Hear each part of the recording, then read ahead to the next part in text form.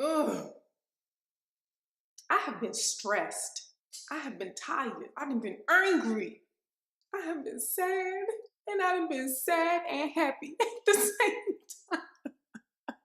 And do you know what happens when you're emotional? When you want just some type of relief, something to soothe whatever it is that you're going through. It's called emotional eating, stress eating, anxiety eating, nervous eating. Basically, you are eating to make yourself feel better. This past month, your girl, she's been partaking in a little emotional eating and drinking. But you know what? When you eat to soothe emotions, it never makes you feel better. Only for a second while you're eating it.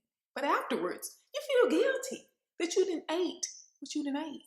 Not to mention, you still feel that same emotion that you was feeling before you even decided to put some food in your mouth.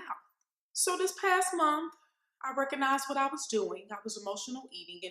And emotional eating doesn't have to be like large meals. I was snacking on chips. I was snacking on cookies, candy, stuff that didn't even matter. And I would miss my meals. So basically, I was eating junk and, and drinking. And you know what happens when you start eating those type of foods? It's hard to break that habit. And I didn't feel like being on that emotional roller coaster. So I changed it really quick.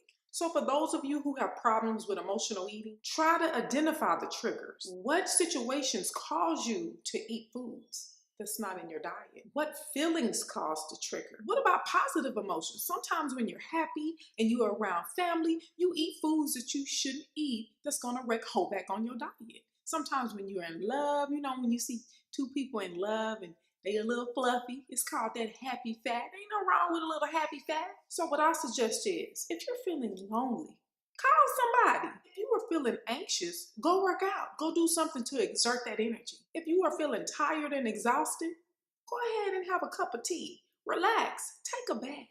Or have a glass of wine. And if you are feeling bored, do something that needs to be done, like task around the house. So communicate with yourself. Ask yourself, am I really hungry or am I just bored? Or am I just mad? Am I just sad? Do I have anxiety? Okay, ask yourself that first. And if you're not truly really hungry, go ahead and wait till the next mealtime and make a healthier option. And that is the first step to conquer emotional eating. I will see y'all